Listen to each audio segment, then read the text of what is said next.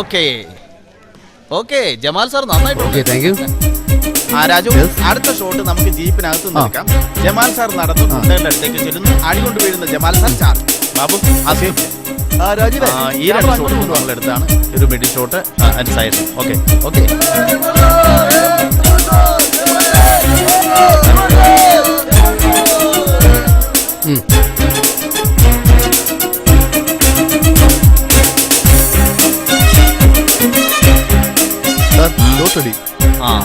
എന്നാ Babu Jamal sir. Okay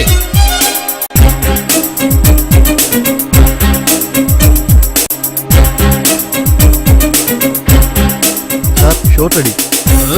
juice കുടിച്ചു കഴിഞ്ഞില്ല, എന്നാലും കൊണ്ടുവന്നോളൂ, ഞാൻ കഴിച്ചോളാം.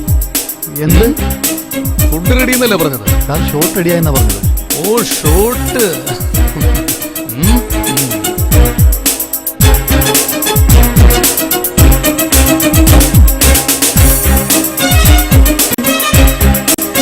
എത്ര നേരമായി ഇങ്ങനെ അങ്ങോട്ടെങ്ങനെ മാറിയിരിക്കാൻ വരുന്നില്ല. ഇപ്പോഴത്തെ വെയിൽ ഭയങ്കര ഡേഞ്ചറാ. അധികം കൊള്ളണ്ട, കറുത്തു പോകും. സാർ, നമ്മളിപ്പോൾ എടുക്കാൻ പോകുന്ന ഷോട്ട് ഗുണ്ടകളുടെ അടുത്തേക്ക് ചെല്ലുന്ന എസ് ഐയെ ഇയാൾ ഇടിക്കുന്നു. അപ്പോൾ എസ് ഐ ബോണറ്റിലടിച്ച് നിലത്ത് വീഴും. അവിടെ നിന്ന് ചാടി എഴുന്നേറ്റ് അരയിൽ നിന്ന് തോക്കെടുത്ത് അവർക്ക് നേരെ ചൂണ്ടുന്നു. അപ്പോൾ അവർ ഓടും. അപ്പോഴാണ് എസ് ഐയുടെ ഡയലോഗ്, നിൽക്കാൻ നിൽക്കാനാണ് പറഞ്ഞത്, ഇല്ലെങ്കിൽ ഞാൻ ഷൂട്ട് ചെയ്യും, I will shoot. Okay sir, ആ ഡയലോഗ് തരൂ. ഇതാ ഒന്ന് നോക്ക്. നിൽക്കാൻ നിൽക്കാനാ പറഞ്ഞത്, ഇല്ലെങ്കിൽ ഞാൻ ഷൂട്ട് ചെയ്യും, ഐ വിൽ ഷൂട്ട്. ഓക്കെ, അപ്പൊ ഈ ക്യാമറ അവിടെ ഫിക്സ് ചെയ്തിരിക്കുന്നത്? ക്യാമറ ജീപ്പിനുള്ളില്. അപ്പൊ ഫൈറ്റ് ഇവിടുന്ന് ഓടി ഒരു പാടത്ത് ചെന്നു. ഇപ്പൊ സാറിത ഇവരുടെ പുറകെ ഓടി അവിടെ വരെ ചെല്ലുമ്പോൾ അവിടെ കട്ട് ചെയ്യുന്നു. ഓക്കെ ഓക്കെ, അങ്ങനെയാണെങ്കിൽ നമുക്ക് റിഹേഴ്സൽ നോക്കാം. റിഹേഴ്സൽ വേണമെന്നില്ല, ഞാൻ ഓക്കെയാണ്. ഇതൊക്കെ ചെറിയൊരു ഷോട്ട് അല്ലേ, നമുക്ക് ടേക്ക് പോവാം. രാജീവേ, ക്യാമറ ഓക്കെ അല്ലേ? Okay okay, field clear, field clear. രാജീവേ സാർ, ഓക്കെ ടേക്ക് ആണ്. Okay sir, start camera rolling sir, action.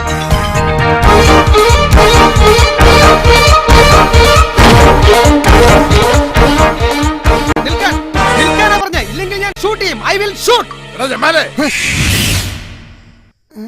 അന്റെ തലക്ക് എന്താടാ പിരാന്ത് പിടിച്ച?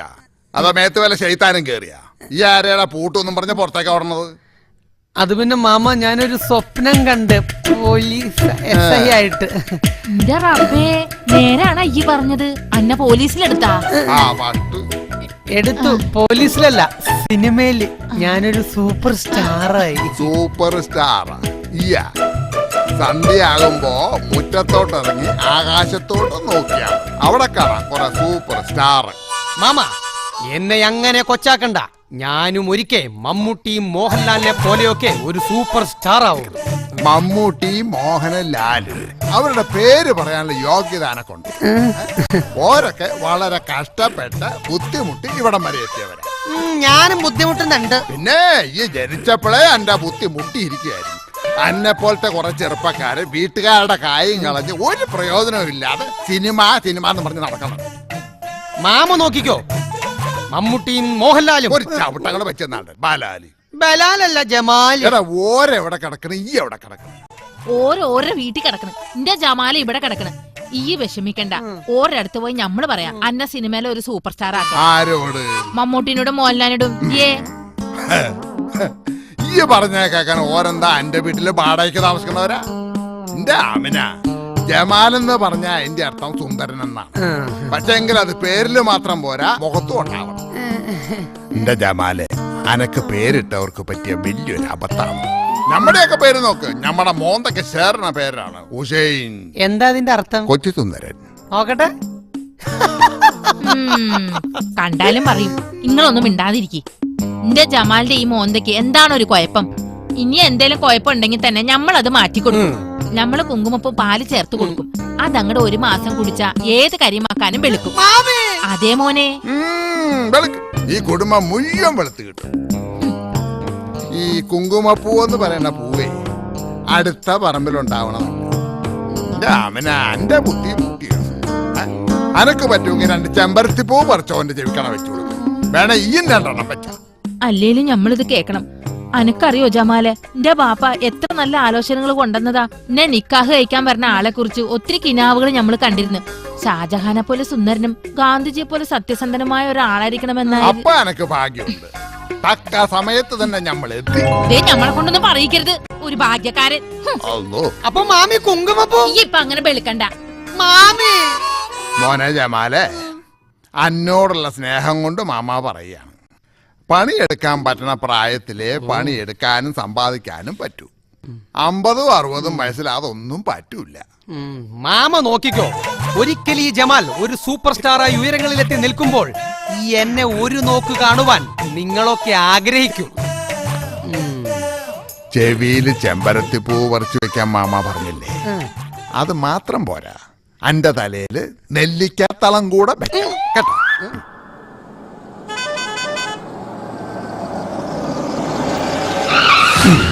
അല്ലോ, ടയർ 1/2 കിലോ തേഞ്ഞ്.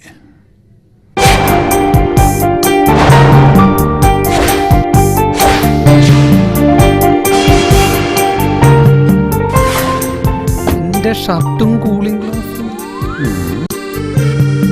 കേറി വാടക.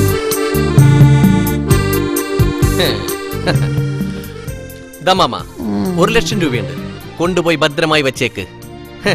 എന്താ എന്നെ ഈ വേഷത്തിൽ കണ്ടത് നിനക്ക് അസൂയ തോന്നുന്നുണ്ടോ? അസൂയല്ല തോന്നണം, നിന്നെ കറടിച്ചു വിളിക്കാൻ എനിക്ക് തോന്നണം. നിന്നോട് ആര് പറഞ്ഞാ എന്റെ ഷർട്ടും കൂളിംഗ് ഗ്ലാസ് കൊടുത്ത് ചേർത്താൻ? അത് പിന്നെ ഇത്രയും കാശ് വാങ്ങാൻ പോണല്ലെന്ന് കരുതി ഒരു സ്റ്റൈലിന്. അതിന് ഈ അമേരിക്കൻ പ്രസിഡന്റ് ബുഷിന്റെ കയ്യിൽ നിന്നല്ലല്ലോ കായ് വാങ്ങാൻ പോയത്, തടിക്കച്ചവടക്കാരൻ കാതറിന്റെ കയ്യിൽ നിന്നല്ലേ? അതെ, പക്ഷേ ഞാൻ ജമാലേ, നീ എന്റെ മൂത്തുമാന്റെ മോനായി പോയി. അല്ലായിരുന്നെങ്കിൽ അൻവറ്, നീ എന്റെ എളാമന്റെ മോനായി പോയി. അല്ലായിരുന്നെങ്കിൽ നിങ്ങള് രണ്ടാളും എന്റെ പെങ്ങന്മാരുടെ മക്കളായി പോയി. ഇല്ലായിരുന്നെങ്കിൽ ചവിട്ടി നമ്മള് പുറത്തിട്ടേ. കാര്യോട്ടാണല്ലോ ചവിട്ടി പുറത്തല്ലേ മാമയുടെ, ആരെങ്കിലും എടുത്ത് അകത്തിടോ? നീ എന്താ തമാശ പറഞ്ഞതാ? വീക്കല്ലേ മാമ? അതെന്താ അനക്ക് അവനോട് അത്രയ്ക്ക് സ്നേഹം? അവനോടുള്ള സ്നേഹം കൊണ്ടല്ല, പിന്നെ? മാമ വീക്കണ സമയത്ത് ഇവനെങ്ങാൻ കുനിഞ്ഞറിഞ്ഞാലേ ഈ കൈ വന്ന് എന്റെ മുഖത്ത് കൊള്ളും. സൂപ്പർ സ്റ്റാർ ആകാനുള്ള മുഖമാണ് മാമ.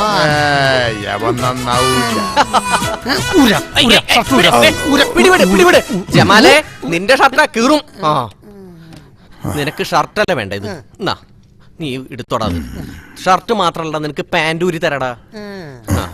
നിന്റെ ഒരു പൊട്ട ഷർട്ട്.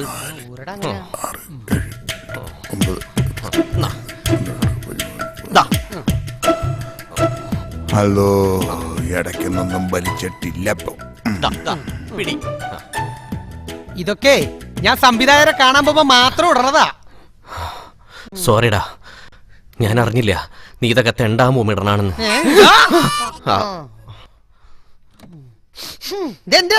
നീ വെച്ചോ, സംവിധായകരെ കാണാൻ പോകാനല്ലേ. എന്നൊരു കാര്യം ചെയ്യും, ആ ട്രൗസർ കൂടി കൂരിത്ത. ഇത് വേണ, ഇത് വേണമെങ്കിൽ മാമാനോട് വെക്ക്. അപ്പുറത്തായാലും വിരിച്ചിട്ടിരുന്നതാ. അന്നോടാര് പറഞ്ഞാ ഞമ്മന്റെ ട്രൗസർ എടുത്തിടാൻ? ഇത് കണ്ടപ്പോഴേ ഞമ്മക്കൊരു മുമ്പരിചയം തോന്നിയതാ. ചാടി കടിക്കണ്ട, ഞാൻ എപ്പോഴും ചെയ്യാറുള്ള പോലെ എടുത്തോട് തന്നെ ഊരിട്ടോളാം. വഴിമാറ്. പോയി വല്ല പണിയെടുത്ത് ചോദിക്കടാ. എനിക്ക് ഉറപ്പുണ്ട് ഞാൻ എന്തെങ്കിലും ഒരു സിനിമ നടനാവൂന്ന്. അഥവാ ആയില്ലെങ്കിൽ എനിക്ക് സിനിമ കാണുമെങ്കിലും ചെയ്യാം. നിന്റെ കാര്യം അതാണോടാ? ഗൾഫിൽ പോകും എന്ന് പറഞ്ഞ് നടക്കാൻ തുടങ്ങിട്ട് ഗൾഫ് ഒന്ന് കാണാനുള്ള യോഗമെങ്കിലും ഉണ്ടോടാ? ഗൾഫിലെ കാറല്ല, എനിക്ക് ഇവിടത്തെ കാർ ഓടിച്ചു കിടക്കാനാ വിധി. എന്റെ പടത്തോനെ, അങ്ങനെ തന്നെ ആയിപ്പോട്ടെ. എടാ, എനിക്ക് അങ്ങനെങ്കിലും ഒരു പണിയില്ലടാ. വെറുതെ ഞമ്മക്ക് ഒരു ഡീസലും പാഴായി. അങ്ങനെ പറഞ്ഞു കൊടുക്കും മാമ. ഉണ്ടായിരുന്നത് ഈ ഇത് ഷർട്ടും പാന്റും വാങ്ങി സംവിധായകരെ കാണാൻ നടന്നു കളഞ്ഞ കായ ഉണ്ടായിരുന്നെങ്കിൽ ഇപ്പൊ ഞമ്മക്കൊരു ആന വാങ്ങായിരിക്കും. ശരിയാ, ആനേനെ വാങ്ങുമ്പോ ഒരു വെള്ള പുതപ്പൂടി മേടിച്ചു. അതെന്തിനാ? ആനയ്ക്ക് പൊതിക്കാനോ? ആനയ്ക്ക് പുതയ്ക്കാനല്ല, ആന ഇവിടെ ഉള്ളവരെ ചവിട്ടി കൊല്ലുമ്പോ പുതപ്പിച്ചങ്ങോട്ട് കിടത്താനാ. മര്യാദക്കല്ലെങ്കിൽ ഞമ്മളൊരു പുതപ്പ് വാങ്ങി അന്നെ ചവിട്ടിക്കൊന്ന് പുതപ്പിച്ചു. പടച്ചോനെ, ആനയ്ക്ക് മതോളിക, ചങ്ങലക്കിട, മാമയ്ക്ക് മതോളിക, മാമിക്കിട. എന്താടാ അയ്യോ പറഞ്ഞേ? ഞാനല്ല, ഈ ഗൾഫുകാരൻ എന്തോ പറഞ്ഞത്. ഒരു ഗൾഫുകാരൻ നടക്കും. ഏതായാലും ഒരു പണിക്കും പോവാത്ത സിനിമയെക്കാളും ഭേദം ഞാൻ തന്നെയാടാ. പിന്നെ പടച്ചോ കൊണ്ടു തരൂടാ എനിക്കൊരു വിസ. പിന്നെ പടച്ചോന് ഇപ്പൊ ട്രാവൽ അല്ല മാമ. ഏജൻസി. നീയൊക്കെ ഗൾഫിൽ പോണ സമയത്ത് ഞാനൊക്കെ ഈ ഭൂമിയിൽ ജീവിച്ചിരിപ്പുണ്ടോ എന്ന് തന്നെ സംശയമായിരിക്കും, അല്ലേ മാമ? ആറം പറ്റാണ്ടിരുന്ന ഭാഗ്യം. എന്താ പടച്ചോനെ, രണ്ടനന്തരവന്മാരും കൂടെ ഞമ്മളെ ഇട്ട് വട്ടം കറക്കണം ഈ കാണണില്ലേ? അനക്ക് ഇവരെ അങ്ങോട്ട് വിളിച്ചുകൂടെ? ഇല്ലെങ്കിൽ ഞമ്മളെങ്കിലും അങ്ങോട്ട് വിളിക്ക്. നിങ്ങളെ നമ്മൾ എത്ര നേരം വിളിക്കാൻ തുടങ്ങിയിട്ട്? എന്തേ? അതെ, രാവിലെ ചായക്ക് ചപ്പാത്തി മതിയാ. ചപ്പാത്തിന്റെ കൂടെ കഴിക്കാൻ എന്താ? കോഴിക്കറി. കോഴിക്കറിന്റെ കാര്യമല്ല നമ്മൾ ചോദിച്ചത്. ചപ്പാത്തിന്റെ കൂടെ കഴിക്കാൻ ഇഡ്ഡലിയോ പുട്ടോ ദോശയോ വല്ലതും ഉണ്ടോന്നാണ്. അല്ല, നിങ്ങളെന്താണ് ഉദ്ദേശിക്കണത്? നമ്മളിപ്പോ ഉദ്ദേശിക്കുന്നത് അന്നെ എങ്ങനെ ഒന്ന് ഒഴിവാക്കിയെടുക്കാവുന്ന. മനസ്സിലായോ മാമി? ഇന്നലത്തെ ചിക്കൻ കറി എന്റെ പല്ലിന്റെ ഇടയിൽ കേറി. അതെ, വെറുതെ ഇരുന്ന് നിന്നട്ടാ. വെറുതെ ഇരുന്ന് നിന്നാലേ പല്ലിന്റെ ഇടയിൽ മാത്രല്ല എല്ലിന്റെ ഇടയിലും കേറും. ഈ എന്താടാ വള്ളിനിക്കറൊക്കെ ഇട്ട് പള്ളിക്കൂടത്തി പോണാ? ഇത് ഇപ്പോഴത്തെ ഒരു ഫാഷനാ മാമി. എങ്ങനെയുണ്ട് മാമി? ഓടെ അവിടുന്ന്. ലൈല പോയാ? ഓൾ ഒരുങ്ങണുണ്ട്.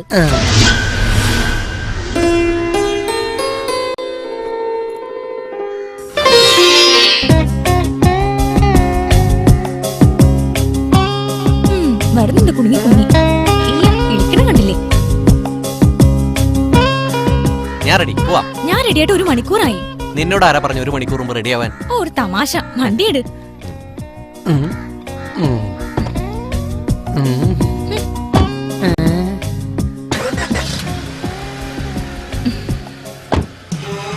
എന്റെ പടച്ചോനെ, കൊതിച്ച നമ്മളും ഇരിച്ചതവനുമാണ്. എന്റെ ലൈലാനെയും കൊണ്ട് അമ്മോടെ പോക്കുന്നുണ്ട്. മണ്ണും ചാരിയവൻ പെണ്ണിനെ കൊണ്ട് പോണ പോലുണ്ട്.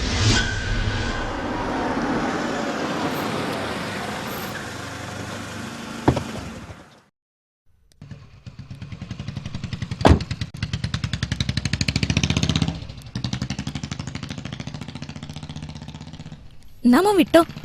മോളെ, ദിവസവും നിന്നെ ഇവിടെ കൊണ്ടുവന്നാക്കുന്ന എനിക്ക് നീ ഒരു പാരയാവരുത്. എന്താ? നീ ആ ജമാലിനെ വെറുതെ ഇങ്ങനെ വട്ടം കറക്കുന്ന എന്തിനാ?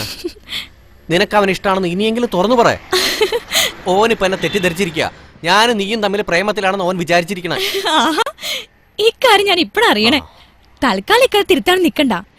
നമുക്ക് മൂപ്പരിട്ടൊന്ന് വട്ടം കറക്കാം. എന്താവൂന്ന് അറിയാലോ. എന്താവാൻ? ഇതിങ്ങനെ പോയാലേ ഓൻ എന്നെ തട്ടേം ചെയ്യും.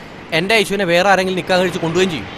എന്നാ പടച്ചോനോട് പറ, എത്രയും പെട്ടെന്ന് ഗൾഫിലേക്ക് ഒരു വിസ ശരിയാക്കി തരാൻ. ഇല്ലെങ്കിൽ ഉറപ്പായിട്ടും ഐഷുവിന്റെ ബാപ്പ ഓളെ മറ്റാർക്കെങ്കിലും നിക്കാ കഴിച്ചു കൊടുക്കും.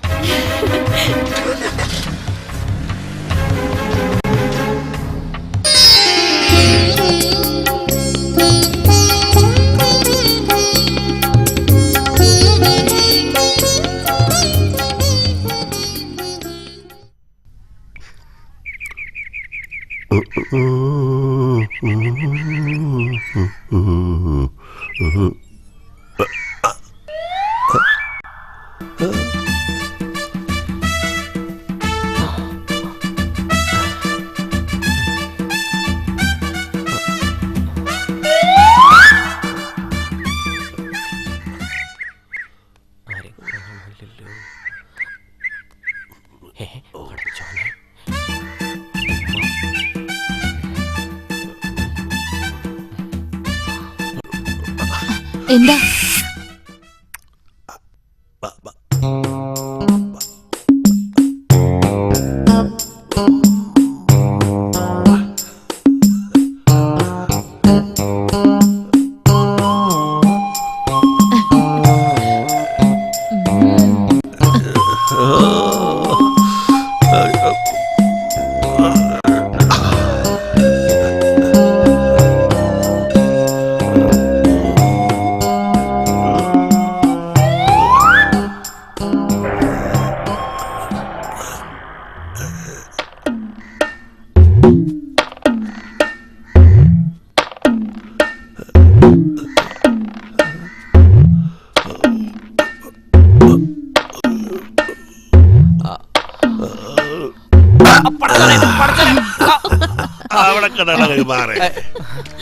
എന്നോട് ഞങ്ങള് പല പ്രാവശ്യം പറഞ്ഞ് പമ്മി പമ്മി പലരും പറയരുതെന്ന്. എന്റെ ഐശുവിന്റെ പാപ്പയല്ലേ? ഈ കൊട്ടയൊന്ന് പൊക്കിയേ, ഞമ്മളൊന്ന് പുറത്തു പറ്റിയെന്ന് എന്ത് സംസാരിക്കാം? ഇല്ലടാ ബലാല്, കൊറേ ഇതിനകത്ത് കിടക്കി. യോഗത്ത് പോ, ഇവരെ ഞമ്മളത് ശരിയാക്കലുണ്ട്. ഉമ്മ ഒന്ന് പറ ഉമ്മ, എന്നെ തുറന്നുവിടാൻ. ഞാൻ ഐശുവിനെ കാണാൻ വന്നതല്ലേ, ഓളെ എന്റെ പെണ്ണല്ലേ. ഐശു ഒന്ന് പറ, തുറന്നുവിടാൻ. അനക്ക് ഇങ്ങനെ ഒളിച്ചും പത്തം വരാണ്ട് നേരിട്ട് വന്നാലെന്താ? ദേ, ഇവിടെ അൻവറല്ലേ, തുറന്നു വിട്. തുറന്നു വിട് പാപ്പ. തുറന്നു വിട് പാപ്പ. അവര് പറഞ്ഞതുകൊണ്ട് ആ അന്നെ നമ്മളിപ്പോ തുറന്ന് വിടണം. ആ.